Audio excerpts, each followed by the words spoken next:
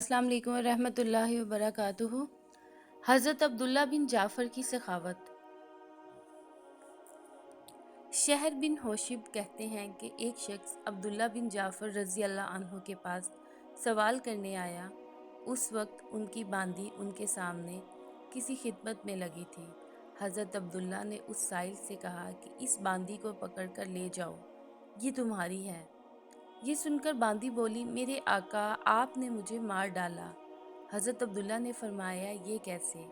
बांदी ने कहा, आपने मुझे ऐसे शख्स को हुब्बा कर दिया जिसकी तंगदस्ती ने उसे सवाल करने पर मजबूर कर दिया। बांदी की ये बात सुनकर हज़रत अब्दुल्ला बिन जाफ़र ने उस साइल से फरमाया कि अगर तुम्हारा जी चाहे तो ये बांदी मेरे हाथ फ़रोख्त कर दो। उस शख्स ने कहा, बहुत अच्छा, जिस कीमत पर चाहे आप इसे ले लें। तो हज़रत ने फरमाया, मैंने उसे सवा अशरफी में ख़रीदा था, अब तुम मुझे 200 अशरफी में उसे दे दो। चुनाचे हज़रत अब्दुल्ला ने वो बांदी वापस ले ली और साइल को 200 अशरफी देकर फरमाया, जब ये ख़त्म हो जाए तो फिर आ जाना। ये हैरत अंगेज़ माजरा देखकर बांदी ने अर्ज़ किया, आका, मेरी वजह से आपको बड़ा बोझ उठाना पड़ा। हज़रत अब्दुल्ला ने फरमाया कि तेरी इज़्ज़त मेरे नज़दीक तेरे ऊपर ख़र्च किए गए माल से ज़्यादा है। हज़रत अब्दुल्ला बिन जाफ़िर अपने पड़ोस के 40 ख़ानदानों पर ख़र्च किया करते थे और ईदैन के मौका पर उनके लिए कपड़े वग़ैरह भेजा करते थे। एक मर्तबा आपका गुज़र एक ऐसी बस्ती से हुआ, वहाँ पर बहुत ज़्यादा गर्मी थी। गर्मी से बचने के लिए आप एक खजूर के बाग में एक दरख्त के साए में आराम फरमा हुए। उसी दौरान आपने देखा कि एक हबशी गुलाम बाग की निगरानी पर मामूर है। उसके लिए दोपहर का खाना लाया गया जिसमें रोटी के चंद टुकड़े थे। जब उस गुलाम ने खाने का इरादा किया तो वहाँ एक कुत्ता आ पहुँचा। उसने रोटी का एक टुकड़ा कुत्ते के सामने फेंक दिया। जब वो खा चुका तो दूसरा और तीसरा टुकड़ा भी उसके सामने फेंक दिया। हज़रत अब्दुल्ला ये माजरा देख रहे थे। आपने उस गुलाम से पूछा कि रोज़ाना तुम्हारे खाने का क्या इंतज़ाम है?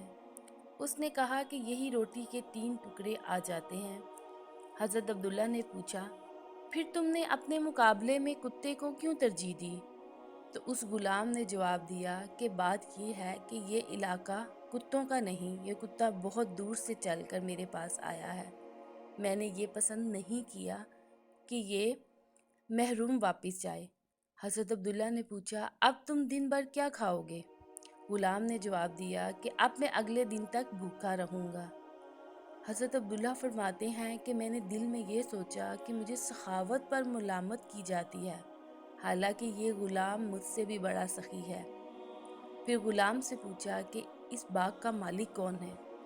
उसने बताया कि मदीना में रहने वाला फ़लाँ शख्स हैं। चुनाचा अब्दुल्ला बिन जाफ़िर जब मदीना तशरीफ़ लाए तो उस बाग के मालिक से पूरा बाग ग़ुलाम समेत ख़रीद लिया और फिर ग़ुलाम को बुलाकर फरमाया, तू अल्लाह के लिए आज़ाद है और ये बाग तेरी मलकियत है।